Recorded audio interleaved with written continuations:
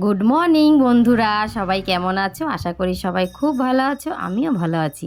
সুচিত্রা মা বাবার সংসারে সবাইকে অনেক ভালোবাসা, অনেক স্বাগত জানিয়ে শুরু করছি আজকের ভিডিওটা।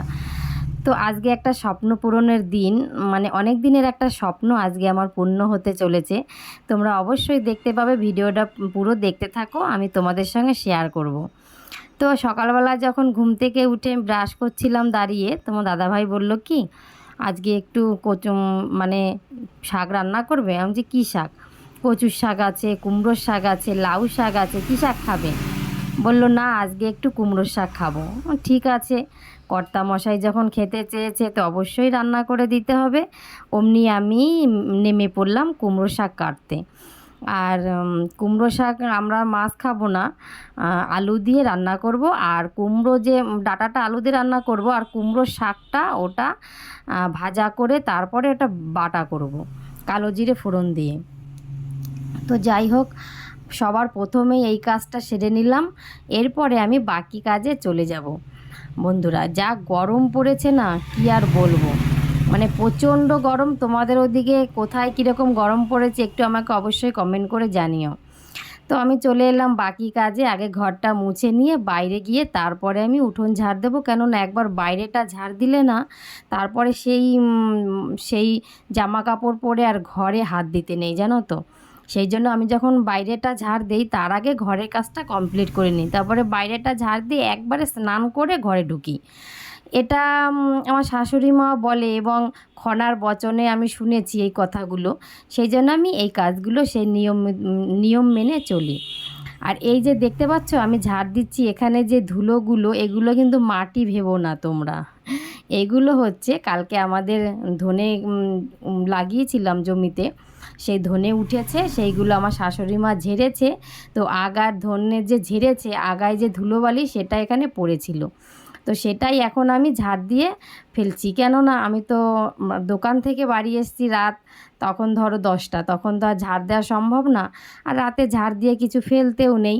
সেই জন্য এই কাজটা সকালবেলাতেই করেছি, আর এটা এরকমই ছিল সারা রাত।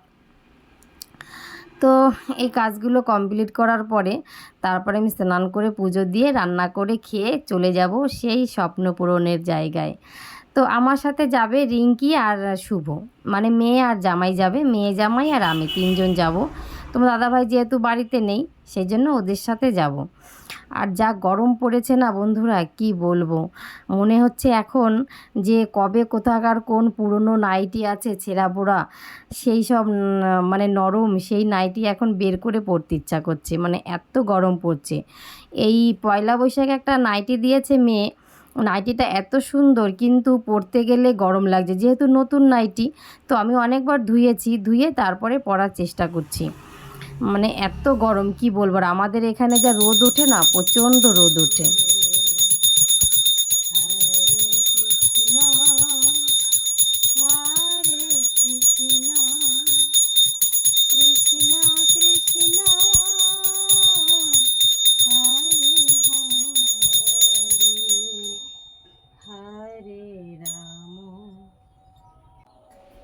তো আমার পুজো দেয়া কমপ্লিট, এবার আমি চলে এসেছি রান্নাঘরে। তো কালকে আমি যখন দোকানে ছিলাম সকালবেলায়, এক ছাতু নালা যাচ্ছে মাইকে বলতে বলতে যে মানে ছোলা সামনে দাঁড়িয়ে তোমাকে ভাঙিয়ে দেবে। তা আমি 1 কেজি ছোলা কিনে ওনার কাছ থেকে ভাঙিয়ে মেশিনে নিয়ে এলাম। তো খাইনি, এখন খেয়ে দেখছি কেমন। আগে বয়মে রেখে দিই, তারপরে যেটা থাকবে সেটা সবাইকে গুলে দেবো, আমি 1 গ্লাস খাবো, খেয়ে তারপরে আমি রান্নায় হাত দেবো। তো আমাদের সবার শরীরেই না একটু প্রোটিনের দরকার আছে, জানো তো। কেউ ছোলা খায়, কেউ বাদাম খায়, কেউ কিশমিশ খায়, যার যেমন রুচি সে সেটা খায়। কিন্তু আমি ওই সব কিছু খেতে পারি না, আমার ভালো লাগে না খেতে। আমি ছোলাটা যে ভিজিয়ে রাখি ছেলে খায়, সেটা আমার ভালো লাগে না। আমি শুধু এই ছোলার ছাতুটা খাই। আর আমার ছেলে ও কিশমিশ ভিজিয়ে রাখি, ছোলা ভিজিয়ে রাখি, বাদাম ও ওইগুলো খায়, কিন্তু আমি খেতে পারি না, আমি শুধু এটাই খাই। তো আমাদের বাইরে ঘরের মধ্যে গরম, কিন্তু বন্ধুরা আমাদের বাইরে এত সুন্দর ঠান্ডা হাওয়া না, কি বলবো। দুপুরবেলা অবশ্য রোদ ওঠে, কিন্তু সকালবেলার দিকে আর বিকেলবেলায় রোদটা যেই চলে যায় তারপরে দারুণ হাওয়া, দারুণ। এই পেয়ারা বাগান থেকে হাওয়াটা আসে ফুরফুর করে, কি সুন্দর হাওয়া, মনে হচ্ছে এসি ফেল। তো আমি হাওয়ায় বসে ছাতুটা খেয়ে নিলাম, তারপর চলে এসেছি রান্নাঘরে। দেখো বাঁধাকপি সিদ্ধ বসিয়ে দিয়েছি, রান্নাবান্না কমপ্লিট করে খেয়ে দিয়ে বেরিয়ে পড়েছি।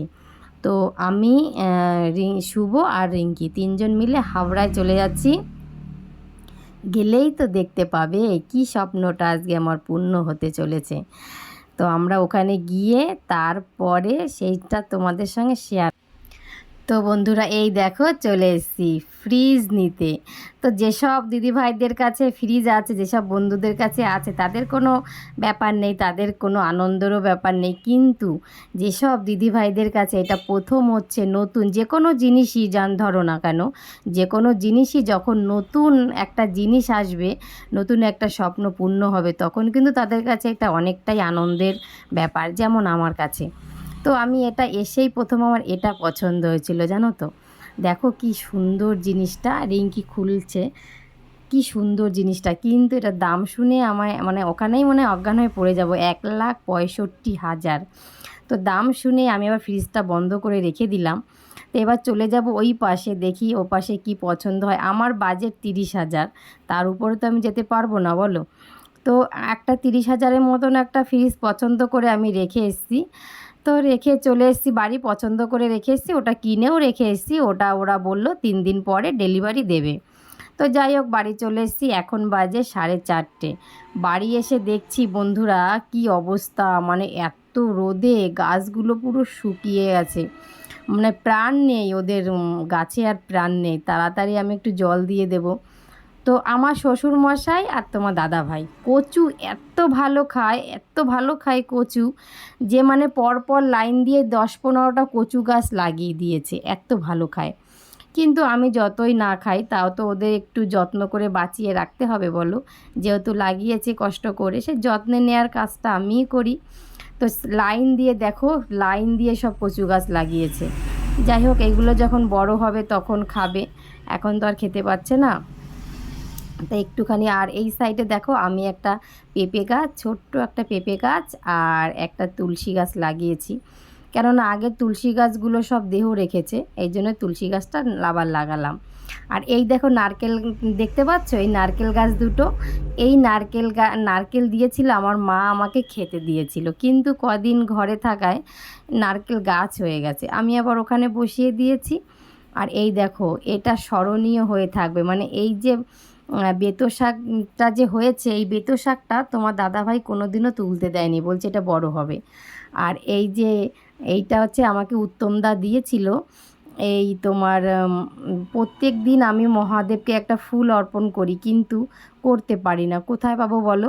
তাই উত্তমদা আমাকে এই গাছের চারাটা দিয়েছিল, ধুতরা গাছ, সাদা ধুতরা গাছের চারাটা দিয়েছিল, বলেছিল নিয়ে যা। তো ওটা আবার কুড়ি এসেছে, সেই জন্য একটু যত্ন করে রেখে দিলাম। আর এই যে পেঁপে গাছটা দেখতে পাচ্ছ, ওই পেঁপে গাছটা কত বড় দেখো, একটু জল দিয়ে দিলাম ওকেও।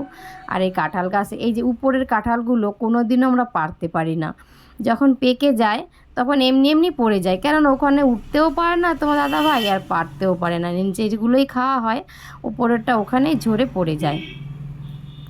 আজকে রাতের বেলায় ছিল হালকাতা, তো আমার ছেলে চলে গেছিলো হালকাতা, এবার এইসব ভালো পারে, পেটুক মানুষ তো এইসব একটু ভালো করে। তো হালকা থেকে মিষ্টি নিয়ে এসেছে, এবার দেবে সবাইকে একটা একটা করে, আবার ভাগ করে দেবে, যে কটা থাকবে ও খাবে পেটুক মানুষ। তো এবার গুনছে কটা কি হলো। প্রথমে দেব দাদাকে, ও দাদা দুধ দিয়ে আর ভাত দিয়ে আর মিষ্টি দিয়ে খাবে। তা বলছে আমাকে দুধের ভিতরে একটা দিয়ে যা। দাদাকে দিয়ে এবার চলে গেল জেঠুর ঘরে, জেঠুদের ঘরে দেবে, বড় মাছ সুগার খাবে না, জেঠু আর ছোটুকে দিয়ে আসবে। আর আজকে গেছিলো পুজোয়, বাবা পাড়াতে কোন পুজোয় গেছিলো, প্রসাদ নিয়ে এসছে, আমাকে বলল যে প্রসাদ নিয়ে এসছি, প্রসাদ খাও। তো এই প্রসাদটা খেয়ে আর ঘরে ঢোকা যাবে না, তাই আমি বাইরেই দাঁড়িয়ে খাচ্ছি, আর সুন্দর হাওয়া আসছে, হাওয়ায় আরামসে দাঁড়িয়ে খাচ্ছি এখানে প্রসাদটা। তো বন্ধুরা আজকের ভিডিও আর বেশি লম্বা করব না, এখানেই শেষ করব। তো আমার ভিডিও কেমন লাগলো তোমাদের অবশ্যই কমেন্ট করে জানাবে, আর অবশ্যই চ্যানেলটা সাবস্ক্রাইব করবে। ভালো লাগে থাকলে, যদি তোমাদের ভালো লেগে থাকে তাহলে আমি আবার ভিডিও বানানোর চেষ্টা করব। তো আজকের ভিডিও এখানেই শেষ করছি।